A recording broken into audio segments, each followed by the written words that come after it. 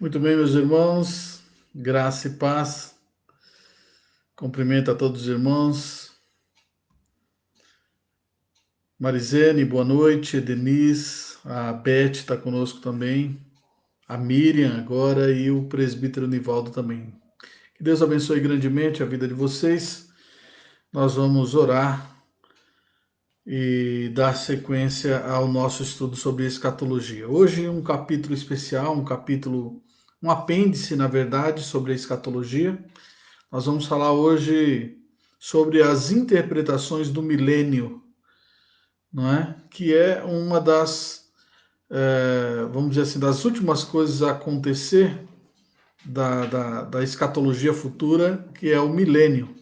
Né? Lá em Apocalipse capítulo 20, versos de 1 a 6, a forma como a igreja de diversos períodos e até mesmo atual, a igreja contemporânea, interpreta, né, essa questão do milênio, essa característica peculiar da escatologia futura que é o milênio. Cristo governará durante 1000 anos aqui na Terra, não é? Fisicamente, pessoalmente ou não? Né? O que é tribulação? E esses assuntos correlatos à questão do milênio. Então nós vamos tratar um pouquinho sobre isso aqui hoje, tá? Mas de maneira bem sucinta, de maneira bem marginal, bem superficial, apenas para que os irmãos que estão acompanhando o estudo da escatologia possa se familiarizar mais com algumas palavras. A gente fala, né, sobre pré-milenismo, amilenismo, dispensacionalismo.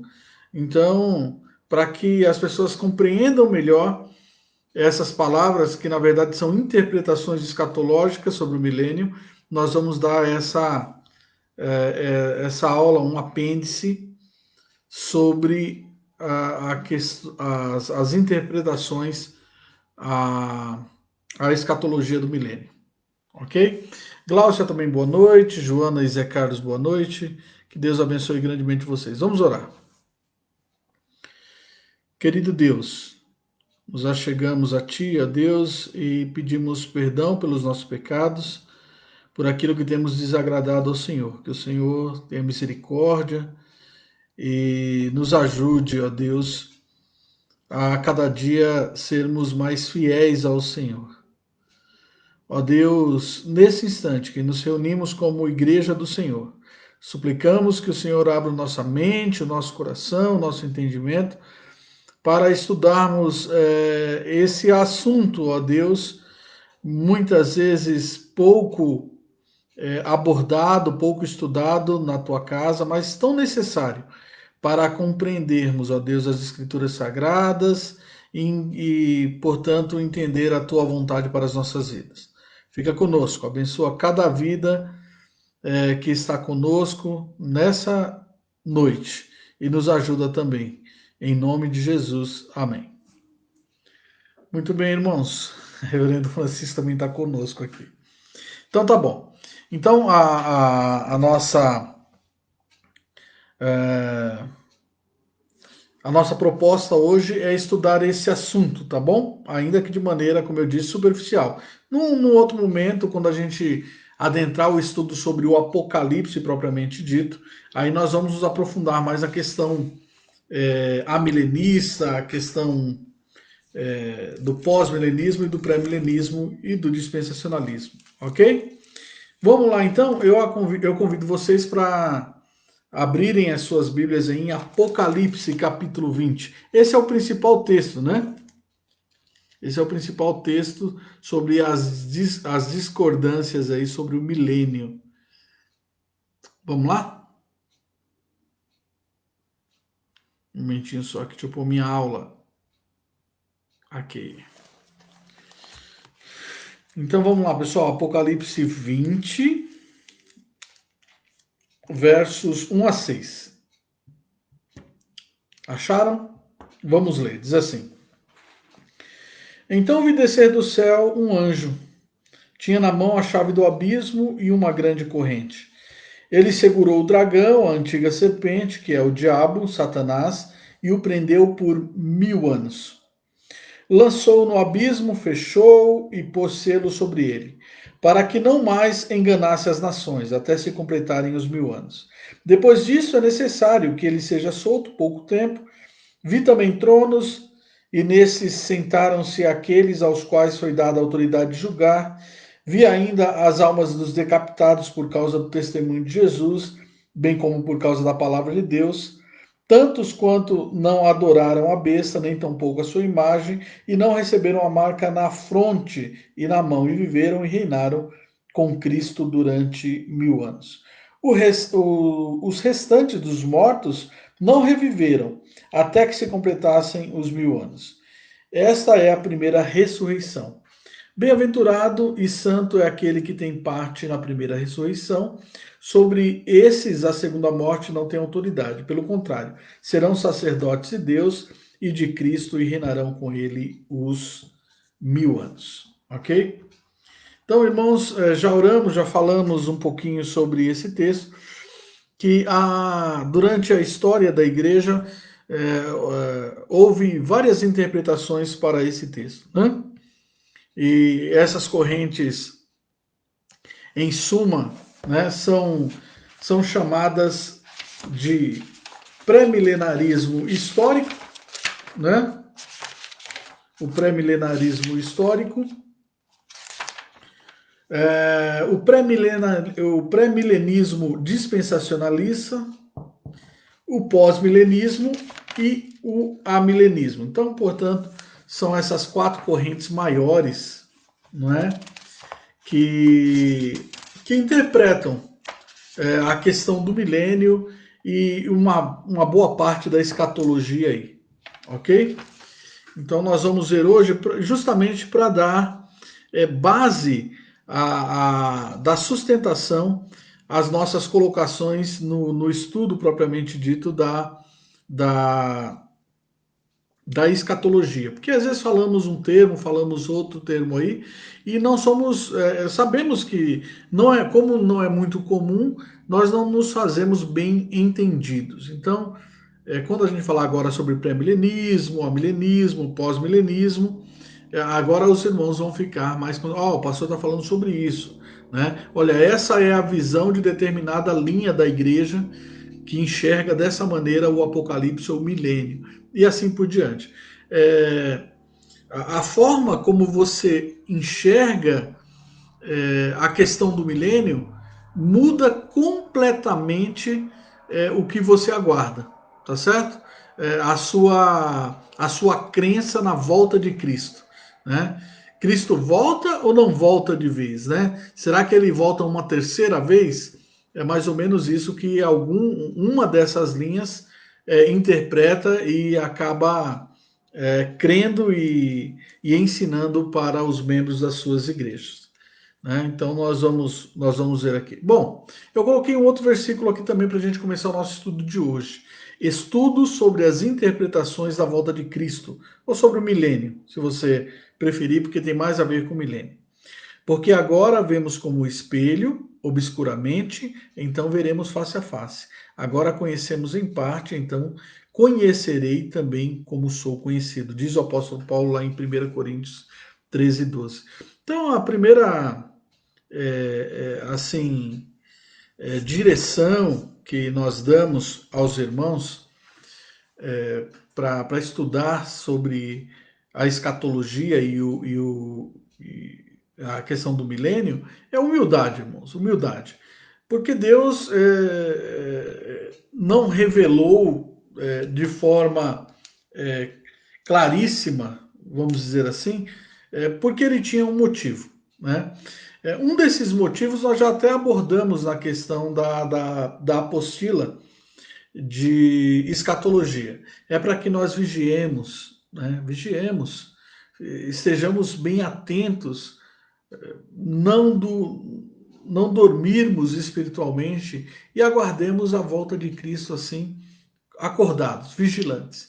Então, não aprove a Deus, Deus não quis mostrar com clareza todas essas coisas, né? A fim de que o homem investigue a sua palavra, a fim de que o homem esteja atento aos sinais da palavra de Deus, para que não seja pego de surpresa, né? Porque nós temos a tendência, como seres humanos, de relaxar. Quando achamos que dominamos alguma coisa, o que acontece? Nós relaxamos, né? Nós achamos que sabemos tudo, que não precisa aprender mais nada. Então, imagina se você soubesse o dia da volta de Cristo. O que aconteceria, né? Ah, eu vou me preocupar um dia antes, 2 dias antes. É assim que acontece com as coisas comuns da vida, né? Com certas pessoas. A pessoa vai casar amanhã, ele vai comprar as alianças um dia antes, 2 dias antes, né? Não estou falando do meu filho não, tá? Mas o ser humano é assim. Muitos deixam as coisas importantes para cima da hora. Por quê? Porque acham que são donos ali, né? Dominam a questão, mas não contam com né, as coisas que acontecem assim surpreendentemente, a questão da surpresa, né? É, então, Deus, eu creio que ele não aprove, ele não quis ele revelar totalmente essa questão escatológica, justamente por isso. As escrituras falam sobre vigiar, sobre orar, sobre estar preparado, sobre estar cingido, né, na volta do nosso Senhor e Salvador Jesus Cristo. Muito bem. Então, irmãos, tentativas de interpretar, entender e explicar os acontecimentos relacionados à volta de Cristo e o seu reino levou o cristão de várias épocas a criar sistemas que ficaram conhecidos como o pré-milenismo, né? E aí o pré-milenismo ele se divide em pré-milenismo histórico, né? Um dos defensores do pré-milenismo histórico, conhecido aí da teologia, é o Eldon Led, né? Conhecido até usado em nosso meio presbiteriano aí também. A outra ala do pré-milenismo é o pré-milenismo dispensacionalista, né? Esse já tem um teólogo um pouco menos famoso, mas quem faz teologia conhece ele, que é o Hoyt, né? O Herman A. Hoyt. Né? Ele é dispensacionalista. E também né, o famoso livro Manual de Escatologia do J. Dwight Pentecost, né? Vai sair aí meio invertido o livro, mas é esse livro aqui, né? Ele também é dispensacionalista ou literalista na sua forma de enxergar as Escrituras Sagradas. Eu tinha falado numa aula passada aí que os dispensacionalistas, eles acusam os amilenistas e os pré-milenistas históricos, ou melhor, os pós-milenistas, melhor dizendo, os pré-milenistas dispensacionalistas acusam os amilenistas e os pós-milenistas de serem espiritualistas, de espiritualizarem a coisa, não é? E não aceitar a Bíblia literal. Mas é uma discussão aí que nós vamos ainda adentrar e explicar um pouco melhor. Então essas são as linhas. Pré-milenismo se divide em pré-milenismo histórico e pré-milenismo dispensacionalista. O pós-milenismo, né, que é parecido com o amilenismo, mas não é totalmente amilenista, certo? Nós vamos focar aí nas diferenças de cada sistema interpretativo de escatologia dessas que nós falamos. Tá bom, gente? Então vamos lá. Resumo dos sistemas. Os pré-milenistas, e aí é o histórico, eles creem que a volta de Cristo será precedida de sinais. Ok? Será precedidas de sinais, né? A pregação do evangelho a todas as nações, né? Uma grande apostasia, guerra, fome, terremoto, o aparecimento do anticristo e uma grande tribulação.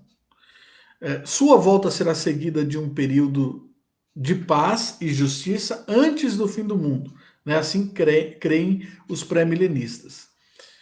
Cristo reinará como rei pessoalmente ou através de um grupo seleto de seguidores. Então, essa linha já de pré-milenistas, seja histórico ou seja dispensacionalista, eles creem que Apocalipse 20, de 1 a 6, que nós lemos aqui, está narrando uma época em que Jesus Cristo vai reinar, governar pessoalmente, fisicamente na Terra durante 1000 anos. Ok?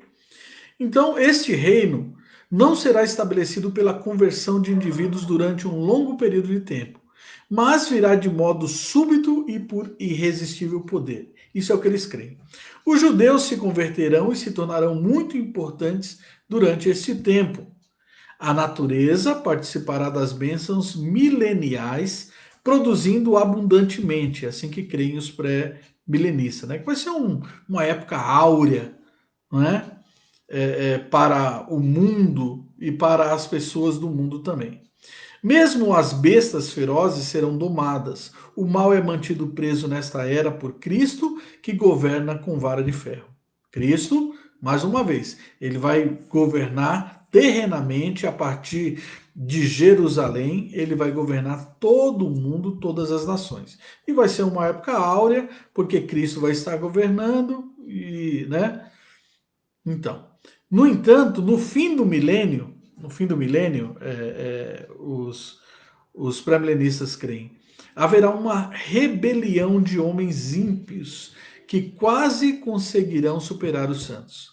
Alguns pré-milenistas entendem que durante esta era áurea, né, antes da rebelião, portanto, os crentes mortos ressuscitarão com seus corpos glorificados para se misturarem livremente com os habitantes da terra. Após o milênio, os mortos não crentes ressuscitarão e o estado eterno de céu e inferno será estabelecido. Ok? Então é apenas um resuminho sobre o pré-milenista histórico e nós vamos detalhar um pouco mais essas duas correntes. E o pré-milenista dispensacionalista. Então eles creem, em suma, em resumo, eles creem dessa maneira. Se nós contrastarmos o pré-milenista com o pós-milenista, né,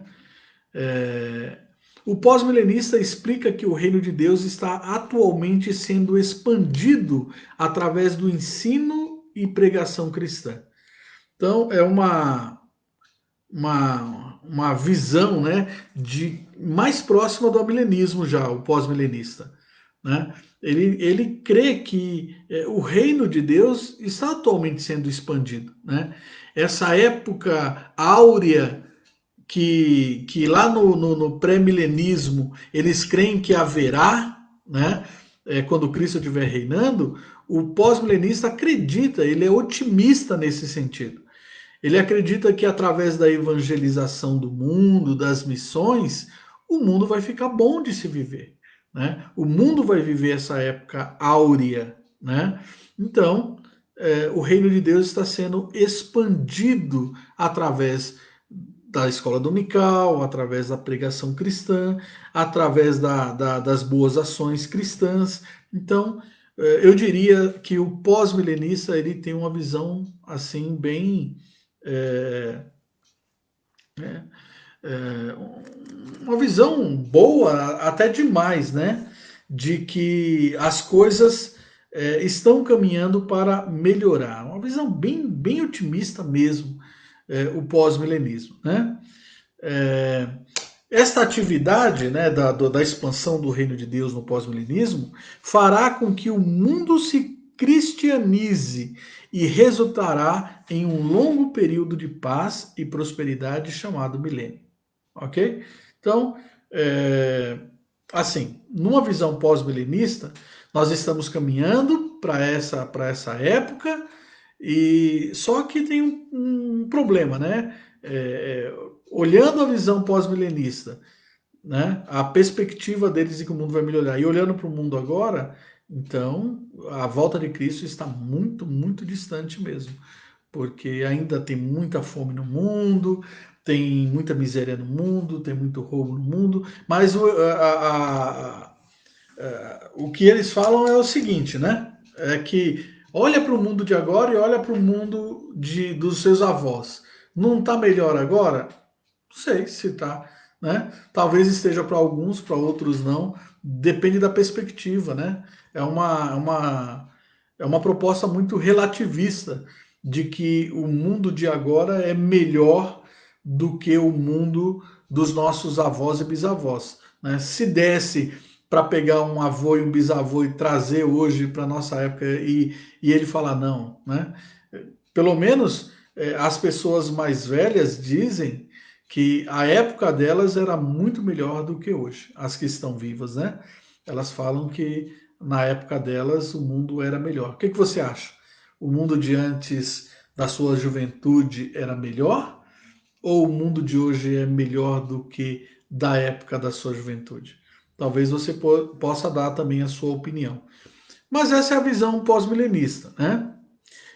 Eles creem que essa atividade boa da igreja, da educação cristã, vai fazer com que o mundo se cristianize e resultará em um longo período de paz e prosperidade chamado milênio.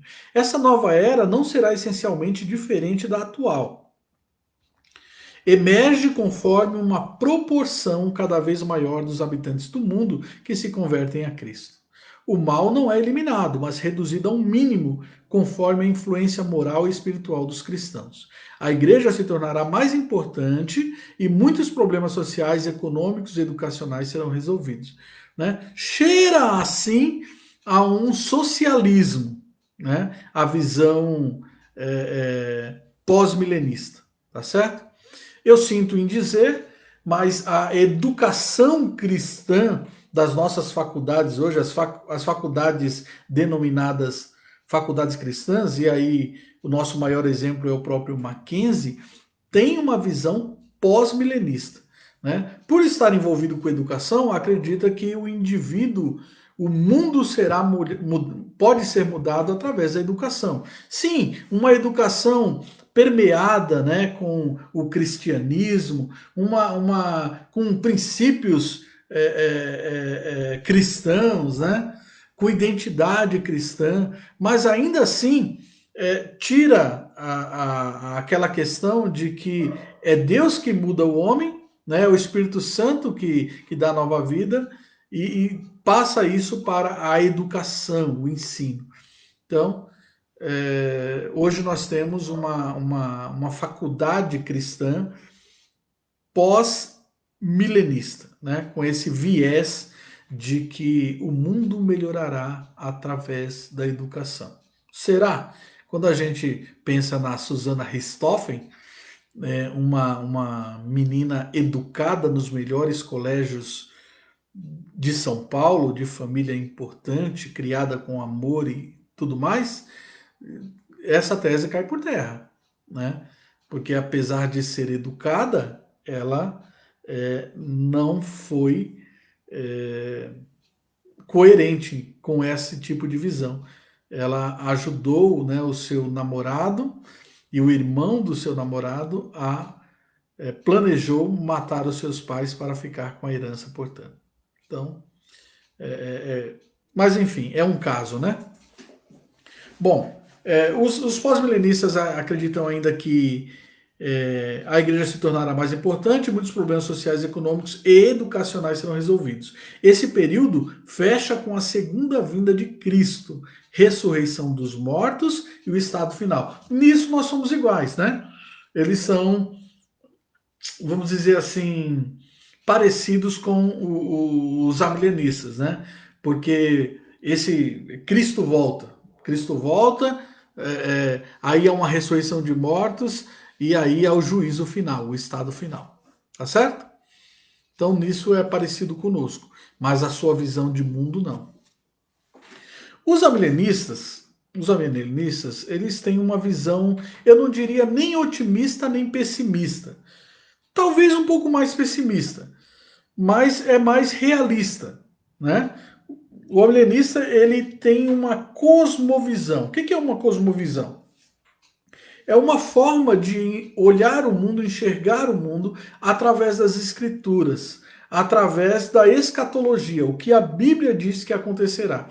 E se a gente tiver essa perspectiva bíblica, nós não temos que ficar muito animados, muito otimistas com o que vai acontecer. Né? Tribulação, aumento, esfriamento da fé, irmão traindo o irmão, pessoas sendo jogadas na cadeia por causa de Cristo. Basta nós lermos lá Mateus capítulo 25, né? O sermão profético de Jesus, 24, 25, e todos os textos, assim, mostram que quanto mais próximo da volta de Cristo, maior seria a tribulação. Tribulação como nunca houve no mundo.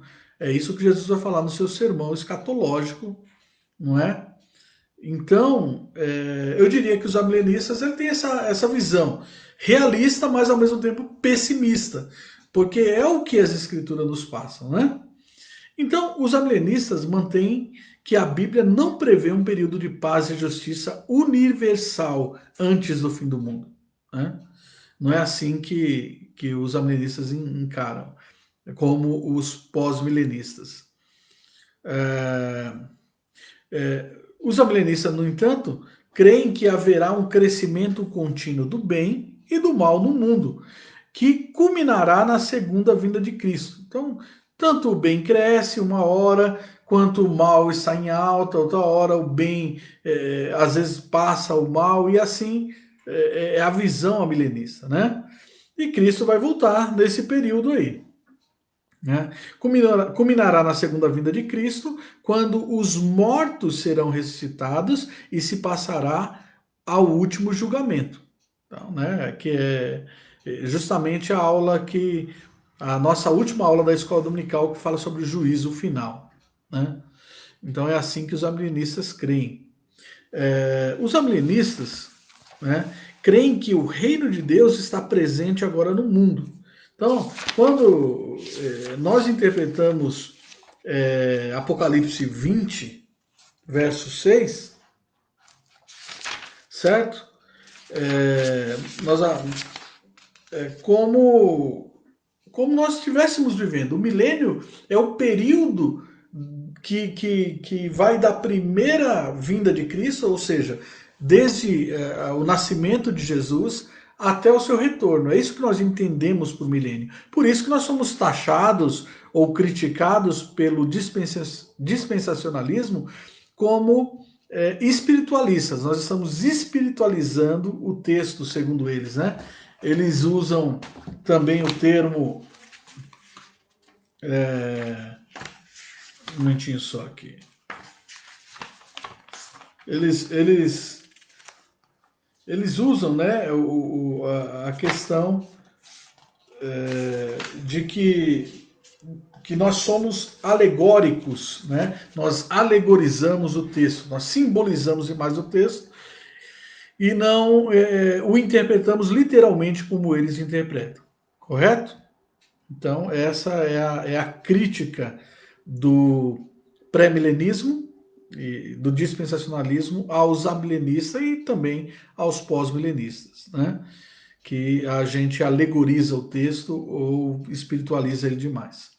Os amilenistas creem que o reino de Deus está presente agora no mundo, nesse momento, né? Nós estamos vivendo o milênio, porque o milênio nada mais é do que esse símbolo, né, da vida da igreja, da época em que Cristo nasceu até a sua segunda vinda, até o seu retorno, quando se dará então o grande julgamento, o juízo final e o arrebatamento dos crentes para o céu e dos ímpios que vão ser jogados no lago de fogo juntamente com o diabo e seus anjos.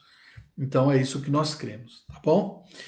O amilenista, enquanto o Cristo vitorioso governa seu povo através da sua palavra e espírito, enquanto os dispensacionalistas creem num governo literal, humano, pessoal de Cristo aqui na terra, a partir de Jerusalém, durante 1000 anos, o amilenista crê que Jesus já está governando o seu povo, né? Através do quê? Da sua palavra e do seu espírito. Lembram-se naquela ocasião em que Jesus foi levado ao tribunal, né, para ser julgado e, e Herodes pergunta para ele, fala assim, o seu reino é desse mundo, né? Você é rei? E ele fala, o meu reino não é desse mundo. Se fosse desse mundo, né, eu clamaria e meu pai enviaria, né, milhões de anjos para me socorrer nesse momento, né? Mas o meu reino já não é desse mundo. Então, isso vem corroborar com a tese amilenista de que Cristo reina, ele reina todo o cosmo, mas não é um reino pessoal como os governantes desse mundo, como os pré-milenistas históricos e dispensacionalistas creem que Jesus vai se sentar, né, num trono de verdade lá em Jerusalém e vai governar, vai ser um presidente mundial, né? Então, nós cremos que Jesus já governa. Como? Através da sua palavra e através do seu espírito, né? Embora os amilenistas também admitam que mais adiante haverá um reino futuro glorioso e perfeito, que é o novo céus e nova terra. Esse reino é na vida por vir. É quando o povo de Deus já tiver ressuscitado e herdar os novos céus e nova terra. Ok? Os amilenistas interpretam, portanto, o milênio, mencionado em Apocalipse 20, como uma descrição do reinado presente das almas dos crentes falecidos com Cristo no céu, né? Então, quer lá no céu, quer aqui na terra, Jesus Cristo já está reinando através da sua palavra, através do seu espírito, e lá sim, lá ele está reinando presencialmente as almas dos justos que se encontram no céu. Tudo bem, gente? Alguma pergunta? Deixa eu visitar aqui o.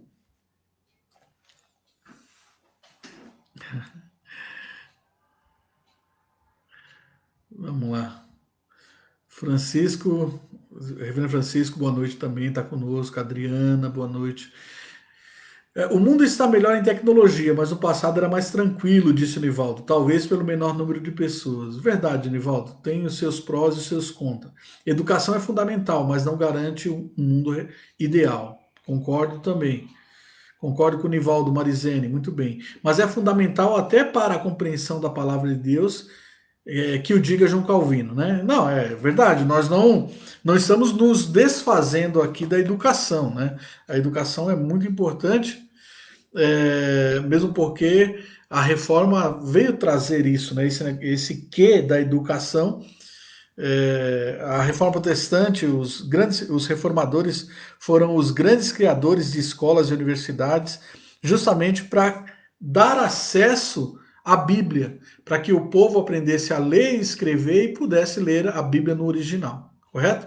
Então nós assim privilegiamos a educação, né? Principalmente nós presbiterianos, mas com os pés no chão, sabendo que a educação, né, é uma graça comum de Deus, mas a graça especial está na figura do nosso Senhor e Salvador Jesus Cristo e nas Escrituras Sagradas que representam a sua palavra. É aí que Deus se manifesta especialmente, salvadoramente, milagrosamente, ok? E a educação é um dos braços da bondade de Deus e da graça de Deus à humanidade. Não é isso? Eu sei que vocês acreditam assim também. Vamos lá. Pessoal, então deu assim em suma, em resumo, deu para entender o que é, é pré-milenismo histórico, pré-milenismo dispensacionalista. Esses aí eu não expliquei muito bem a diferença, porque são poucas diferenças entre um e outro, mas tem diferença. Mas é a mesma linha de pensamento. Tem o pós-milenismo e tem o amilenismo, ok? Essas quatro correntes que interpretam a, a volta de Cristo, né? Que dão Mas eu quero me deter mais no amilenismo, que é a nossa linha, tá certo? Vamos lá então? Vamos lá? Em relação à escatologia futura, lembram-se desse termo, escatologia futura? A gente usa o termo escatologia futura em relação à escatologia realizada, né? Escatologia é o final das coisas, né? É o estudo das últimas coisas, do fim, né? Escato, fim, logia, estudo. Estudo do final, estudo das últimas coisas, né? E nós estudamos a escatologia, né? Apesar de ser as últimas coisas, como a escatologia realizada, aquela que foi falada, né? Foi predita, foi profetizada desde o Antigo Testamento. Nós começamos o estudo de escatologia mostrando que lá em Gênesis 1:15 Deus já vai, melhor, Gênesis 3:15, Deus já vai falar sobre o Messias, né? Lá é o proto-evangelho, lá já está anunciando o Messias, então ali já tem escatologia. E Cristo já voltou e já esmagou a cabeça da serpente na cruz do Calvário quando ressuscitou dos mortos. Então, essa é a escatologia realizada. Agora, muito das previsões, das profecias do Antigo Testamento acerca da igreja, do reino de Deus, da volta de Cristo, da salvação, do povo judeu. Então, essas coisas ainda não aconteceram. Então, essa nós chamamos de escatologia futura. Futura. Então, nós dividimos a escatologia, que é o estudo das últimas coisas, entre escatologia realizada e escatologia futura. Tá certo? Então, em relação à escatologia futura, o amilenismo afirma o seguinte: os sinais dos tempos aplicam-se tanto ao presente quanto ao futuro. Ok? Mesmo porque nós cremos que o fim dos tempos, né, já foi dado abertura a esse ato, né, dos planos de Deus. Quando isso aconteceu? Desde o nascimento de Jesus Cristo. Ali começa o fim dos tempos. Né? O Messias prometido, que era o cerne da escatologia do Antigo Testamento, nasceu de uma virgem, lá em Belém da Judéia. A partir daí começa o final dos tempos. Então nós estamos vivendo os últimos dias, né? Então a escatologia amilenista, a escatologia futura milenista afirma o seguinte, que os sinais dos tempos aplicam-se tanto ao presente quanto ao futuro. Os amilenistas creem que a volta de Cristo será precedida de certos sinais. Por exemplo, a pregação do evangelho a todas as nações. A conversão da plenitude de Israel. Ok? E aí eu expliquei na última aula, né? Ou não cheguei a explicar ainda? Vou explicar. Eu acho que essa eu ainda vou explicar. Sobre que plenitude é essa? Né? Essa plenitude é todo Israel, todo israelita nasce salvo? Não, já expliquei, né? Já ficou na última aula essa explicação. É todo israelita que nasce salvo? Né? Ou é todo israelita eleito desde o primeiro israelita lá no Antigo Testamento até o último na vinda de Cristo? Né? Então é essa segunda categoria, essa segunda opção que nós cremos que todo Israel será salvo, como Paulo diz lá. Então, os amilenistas creem que os sinais do tempo, entre os sinais dos tempos, está a salvação também da plenitude de Israel. A grande apostasia, nós cremos que haverá um período ainda bem próximo da volta de Cristo, do amor se esfriar muito, né? Isso já está acontecendo, né, irmãos? Dia a dia o amor se esfria e o afastamento das pessoas do evangelho, o afastamento das pessoas de Deus, né? O sistema do anticristo lutando contra tudo que é de Deus, né?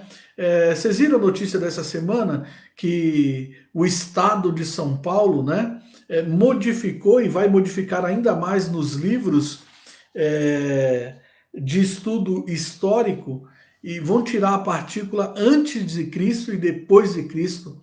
Vai ser AEC antes da Era Comum e DC e DEC depois da Era Comum. Então eles vão tirar a questão de Cristo porque ele diz que essa nomenclatura ou essas letras ofendem a pessoas de outra religião. Então esse foi o argumento que eles usaram, ok? Mas nós não devemos nos preocupar com isso. Primeiro porque a Bíblia diz que haverá essa época de grande apostasia. E a cada dia que Cristo se aproxima, mais aumenta mais a questão da apostasia. E nada que o mundo possa fazer vai desmerecer o fato de que Cristo veio, né, cumpriu o seu papel, morreu na cruz do Calvário e ressuscitou e um dia voltará para nos buscar. A nossa fé não deve ficar abalada ao vermos esses barulhos no mundo, esse burburinho. Pelo contrário, né, isso quer dizer que Cristo está às portas e a igreja tem que se empenhar ainda mais, cada dia mais, não é? E na pregação do evangelho, no amor ao próximo, no resgate às almas perdidas, porque o nosso Senhor está realmente às portas. Então, continuando aqui. A conversão à plenitude de Israel, a grande apostasia, a grande tribulação e a vinda do anticristo. Então, os sinais dos tempos são esses no amilenismo, certo?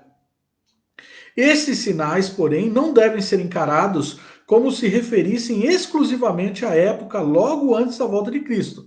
É um sinal, sim, vai aumentar quanto mais próximo Cristo estiver às portas chegando.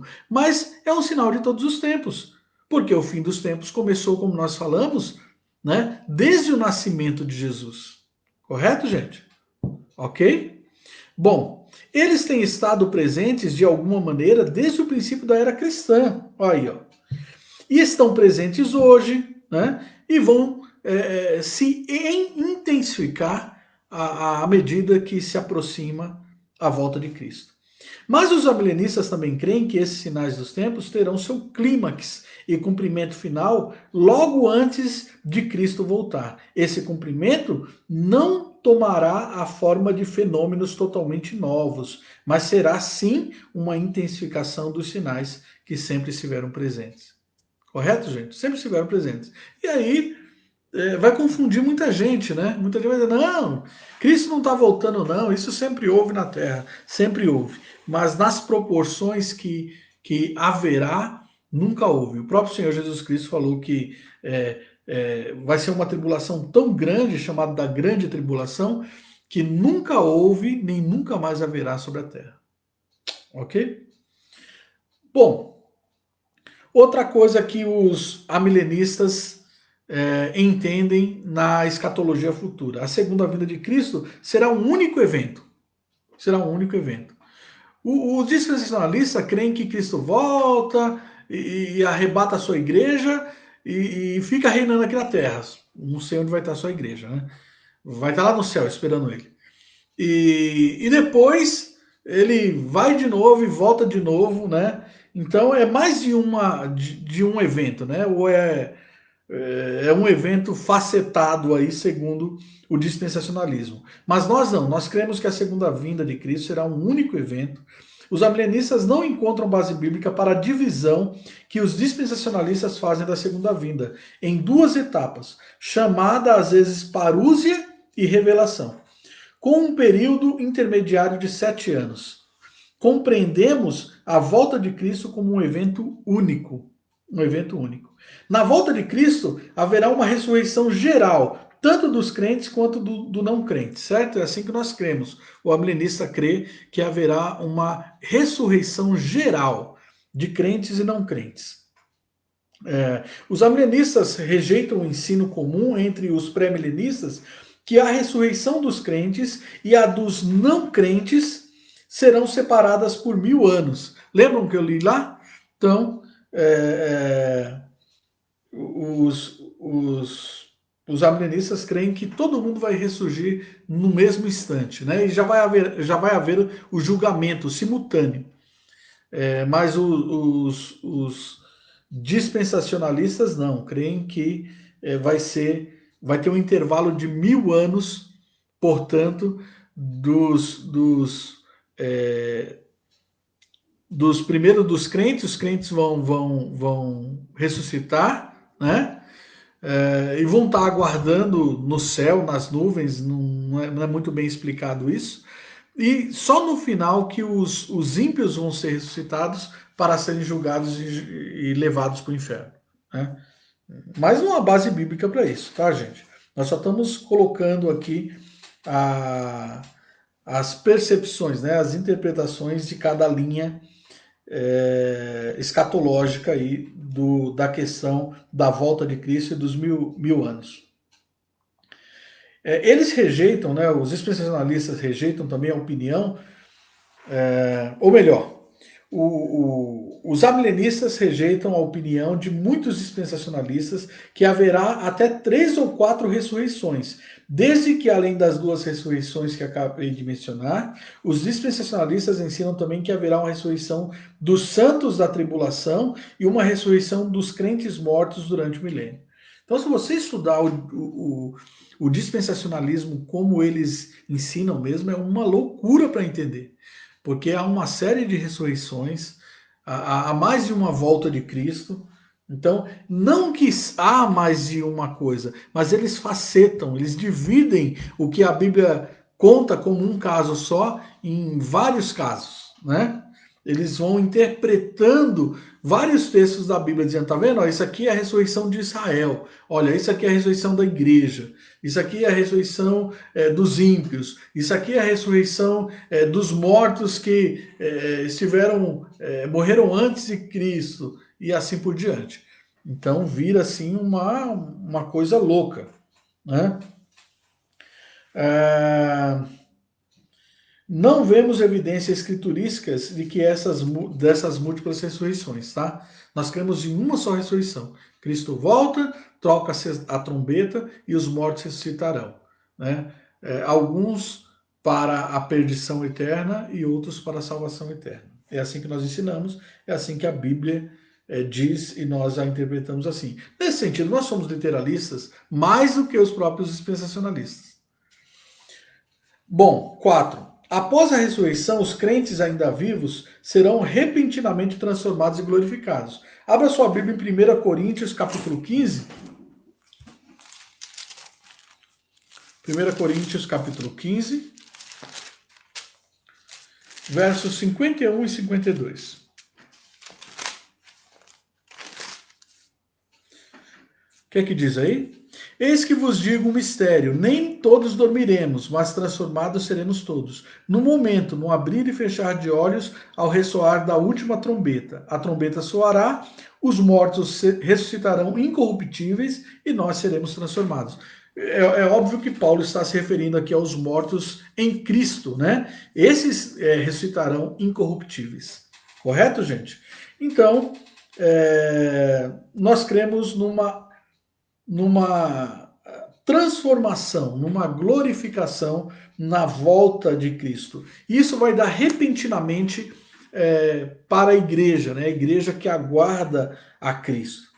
A base desse ensino é o que Paulo diz em 1 Coríntios 15, 51 e 52, como nós acabamos de ler, ok? A trombeta soará, os mortos ressuscitarão incorruptíveis e nós seremos transformados.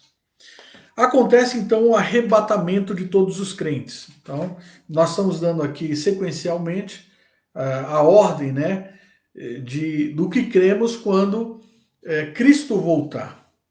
Os crentes que acabaram de ressuscitar dos mortos, juntamente com os crentes ainda vivos que acabaram de ser transformados, são agora arrebatados entre nuvens para o encontro do Senhor nos ares. Abra sua Bíblia em 1 Tessalonicenses 4,17. Primeira carta de Paulo a Tessalonicenses 4,17. Diz assim, vamos ver o 16 também? Porquanto o Senhor mesmo, dada a sua palavra de ordem, ouvida a voz do arcanjo e ressoada a trombeta de Deus, descerá dos céus, e os mortos em Cristo ressuscitarão primeiro. Depois nós, os vivos, os que ficarmos, seremos arrebatados juntamente com eles, entre nuvens para o encontro do Senhor nos ares. E assim estaremos para sempre com o Senhor. Não parece um só evento? Não é verdade? Um só evento. Acontece tudo junto, né? Só que os dispensacionalistas creem que isso será em etapas, né? Como nós já colocamos aí. Bom, então 1 Tessalonicenses 4,17 diz que haverá um arrebatamento, e é isso que a Bíblia ensina claramente. A concepção milenista do arrebatamento da perspectiva dispensacionalista, né? Os dispensacionalistas ensinam que no arrebatamento a igreja toda será levada ao céu por um período de 7 anos. Olha lá. 7 anos. Enquanto os que ainda estão na terra estão passando pela grande tribulação. Os amilenistas não veem evidência escriturística para que um tal período de 7 anos ou para uma transferência da igreja da terra para o céu durante esse período. Os corpos ressurretos e glorificados dos crentes não são para o céu, mas para a terra. A palavra traduzida por encontro em 1 Tessalonicenses 4,17, apateses, é um termo técnico usado nos dias do Novo Testamento para descrever as boas-vindas dadas publicamente por alguma cidade a um dignatário visitante. As pessoas costumavam deixar a cidade para encontrarem o visitante distinto e voltar então com ele à cidade. Com base na analogia transmitida por essa palavra, tudo o que Paulo está dizendo aqui é que os crentes ressuscitados e os transformados são arrebatados entre nuvens para encontrar o Senhor que vem vindo, com a implicação que após o encontro eles voltarão com ele à terra. Ok? Segue-se o juízo final. Segue-se o juízo final. Então, após o arrebatamento, esse arrebatamento que os mortos ressuscitarão e os crentes que estiverem vivos serão transformados, né, se encontrarão com Cristo no céu, aí vai se dar, qual a próxima coisa a acontecer? O juízo final.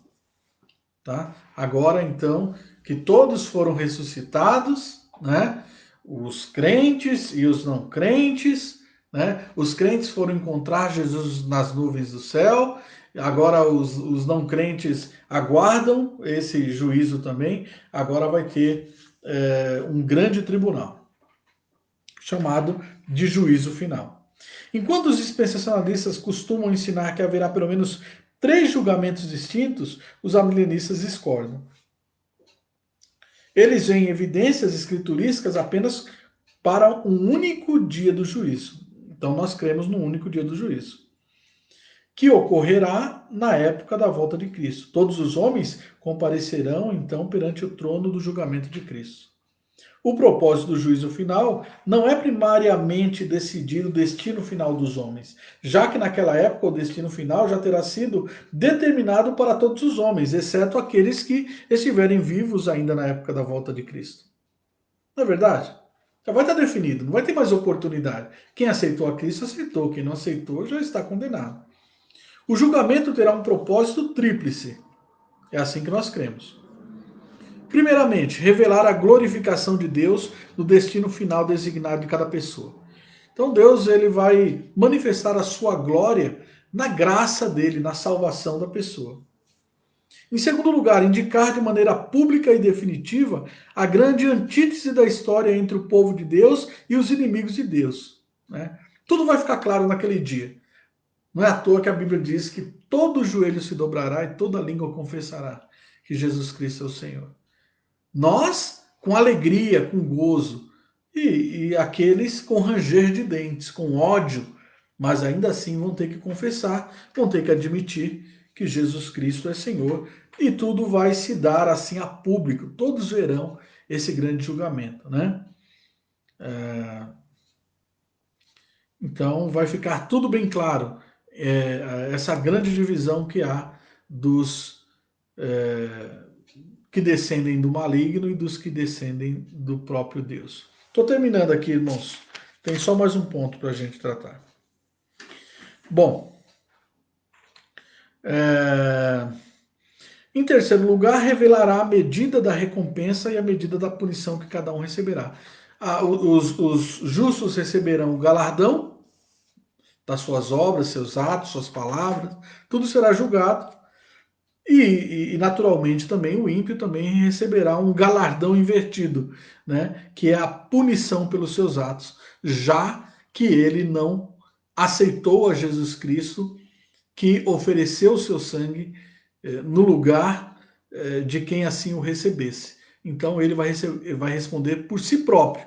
E como ninguém é justificável perante Deus, a não ser o próprio Jesus Cristo, esses serão condenados e mandados para o inferno, porque é isso que eles merecem, né? É a punição que eles merecem.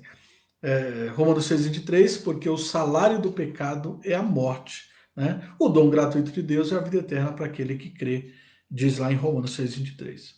Bom, última parte aqui a gente encerra. Após o julgamento é introduzido o estado final das coisas, né? Novos céus e nova terra, estado final. Os incrédulos e todos aqueles que rejeitaram a Cristo passarão a eternidade no inferno, enquanto os crentes entrarão na glória eterna na nova terra. O conceito de nova terra é tão importante para a escatologia bíblica que não deveríamos falar nele apenas de passagem. Muitos cristãos imaginam-se passando a eternidade em algum tipo de céu etéreo, enquanto a Bíblia nos ensina de forma clara que haverá uma nova terra. Quando o livro do Apocalipse nos diz que a cidade santa, a nova Jerusalém, descerá do céu para a nova terra, verso Apocalipse 21, 2, né, se eu não me engano. Vamos lá? Apocalipse 21, 2. Vi também a cidade santa, a nova Jerusalém, que descia do céu da parte de Deus, ataviada como noiva, adornada para o seu esposo. Então, quando o Apocalipse diz dessa cidade santa, a nova Jerusalém, que descerá do céu, que Deus habitará com os homens, olha lá, verso 21, 3. Então ouvi grande voz vinda do trono dizendo: Eis o tabernáculo de Deus com os homens. Deus habitará com eles, eles serão povos de Deus, e Deus mesmo estará com eles. E que o trono de Deus e do Cordeiro será na Nova Jerusalém, 22, 3. Vamos lá. Nunca mais haverá qualquer maldição. Nela estará o trono de Deus e do Cordeiro. Os seus servos os servirão. Está nos ensinando, em linguagem figurada, que no porvir o céu e a terra não serão mais separados, mas terão se misturado nessa época, né? Essa é uma das visões amilenistas, né? É uma das interpretações amilenistas. Por isso, novos céus e nova terra. Alguns amilenistas vão dizer que, como nós possuiremos corpos glorificados, nós teremos acesso tanto ao céu quanto à terra. Outros já dizem que haverá uma só coisa, tanto o céu quanto a terra já vai ser a mesma coisa. Enfim, mas onde Jesus estará, nós estaremos como igreja também sendo governados. Essa é a visão, em suma, amilenista, correto? Então, no estado final, portanto, os crentes estarão no céu e também na nova terra, pois ambos serão uma só. Quando se tem em mente de forma clara a visão da nova terra, muitos ensinamentos bíblicos começam a formar um padrão significativo.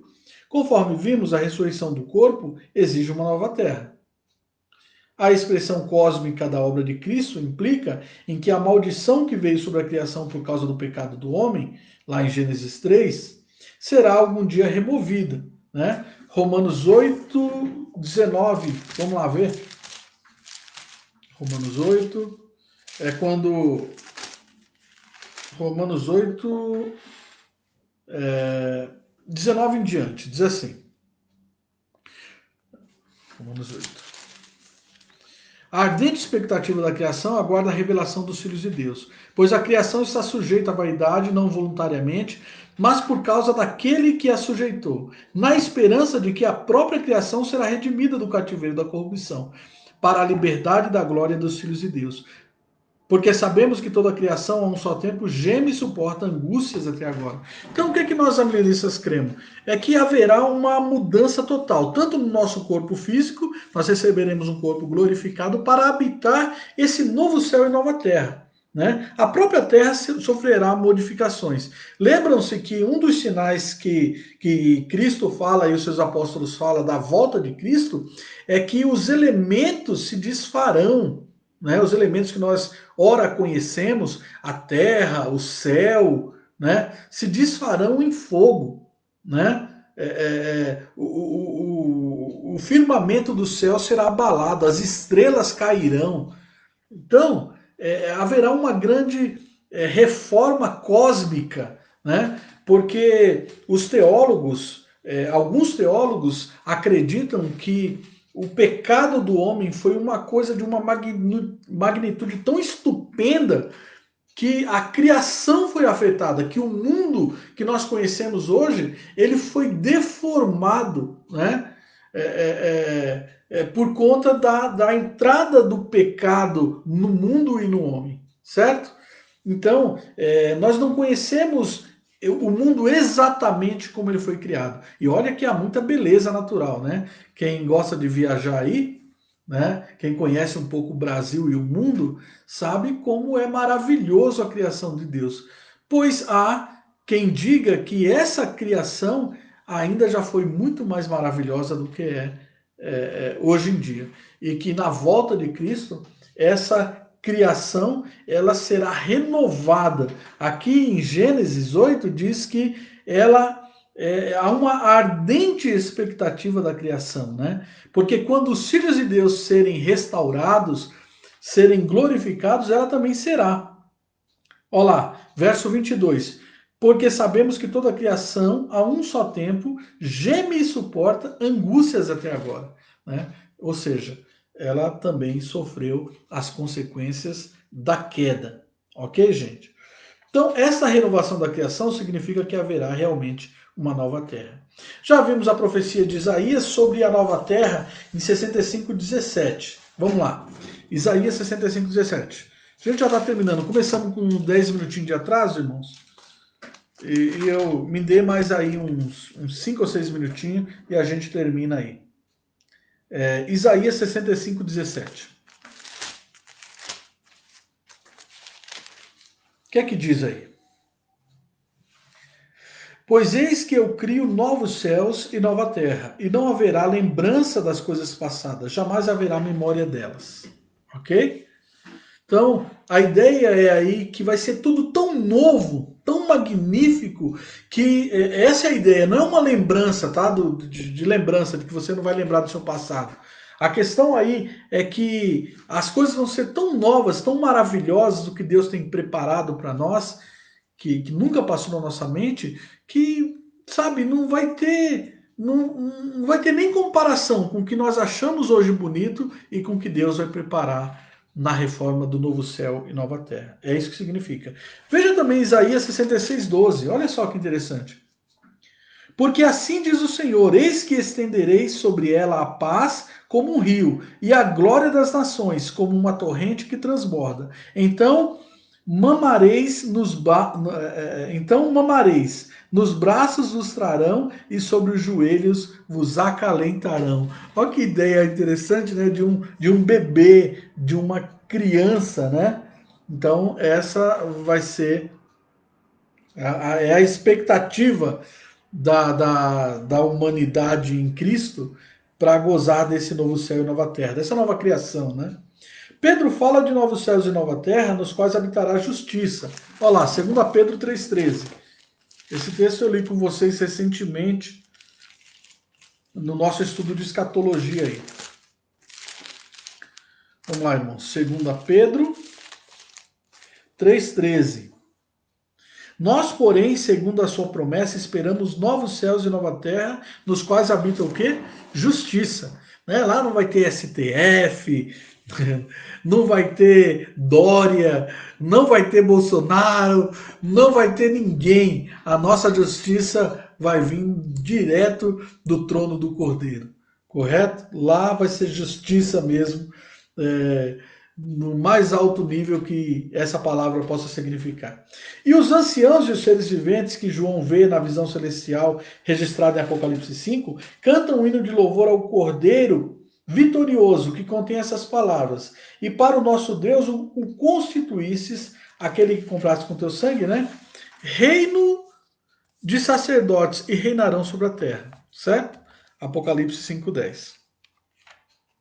À luz do ensino bíblico sobre a nova terra, muitas profecias do Antigo Testamento sobre a terra de Canaã e o futuro do povo de Deus se encaixam em seu devido lugar. No 4º capítulo do livro de Hebreus, aprendemos que Canaã foi um tipo de descanso sabático do povo de Deus no porvir.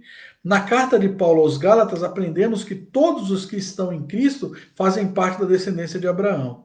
Quando lemos Gênesis 17:8, dar-te-ei a tua descendência a terra das suas peregrinações, toda a terra de Canaã em possessão perpétua, e serei o seu Deus. Com esse entendimento, da maneira como o Novo Testamento expande esses conceitos, vemos aí uma promessa da nova terra como possessão eterna de todo o povo de Deus, não apenas os descendentes físicos de Abraão. Né? Enquanto à luz desse ensino no Novo Testamento, lemos agora Amós 9,15. Plantá-los-ei na sua terra, e dessa terra que lhes dei já não serão arrancados, diz o Senhor teu Deus. Então, a nossa visão da volta de Cristo, né, e de toda a renovação, essa visão escatológica que nós temos, ela impacta grandemente a nossa cosmovisão de vários textos da Bíblia.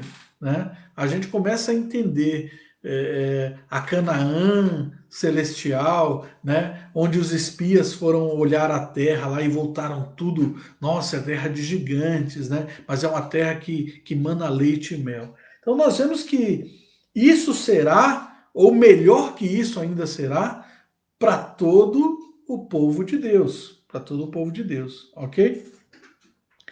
Não nos sentimos compelidos a restringir o sentido dessas palavras ao Israel nacional e à terra da Palestina. Nós a compreendemos como uma predição da habitação eterna de todo o povo de Deus, tanto gentios quanto judeus, na nova terra, da qual Canaã era um tipo apenas, irmãos.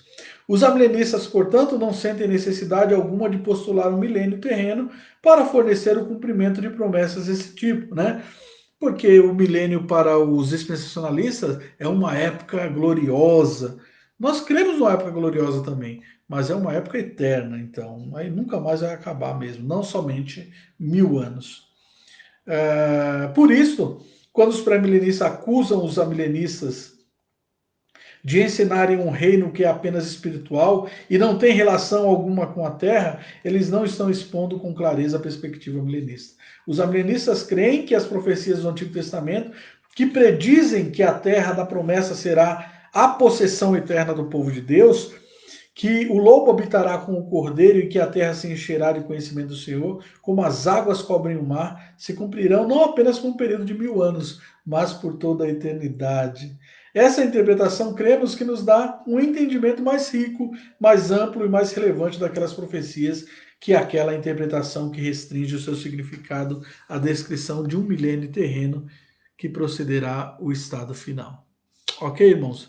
Então, quando alguém questionar é, a sua visão amilenista, você pode explicar todas essas coisas, né? De que nós temos uma visão gloriosa da volta de Cristo, ainda maior do que a visão dispensacionalista e pré-milenista de apenas 1000 anos, né? Não, não vai ser isso, vai ser muito mais do que tudo isso. Nós vamos viver já no novo céus e nova terra, com o nosso Senhor reinando sobre nós. Ok, irmãos? É isso aí.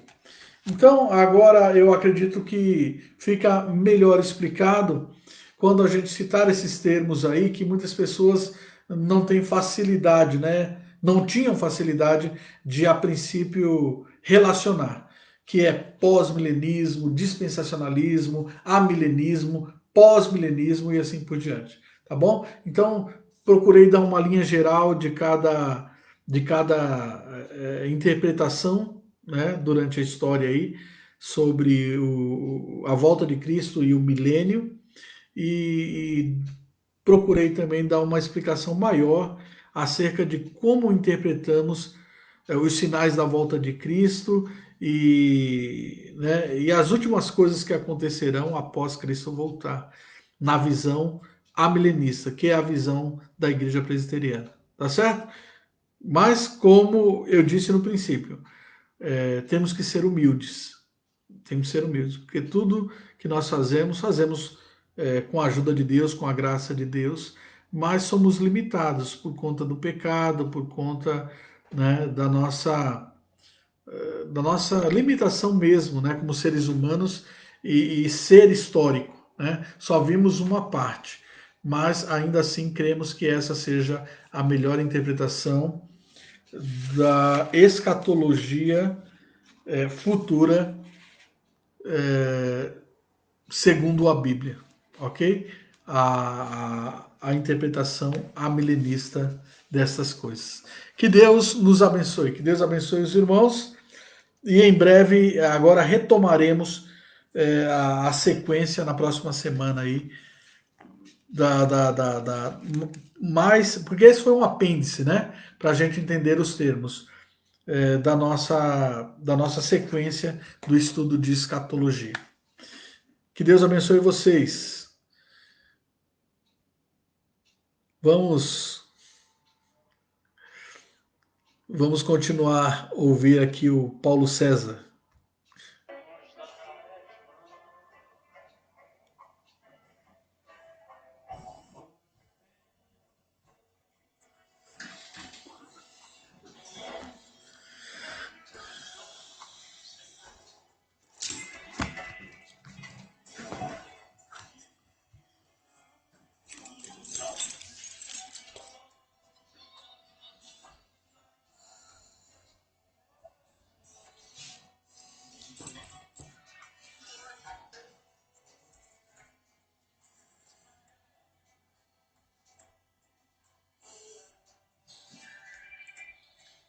Voltará.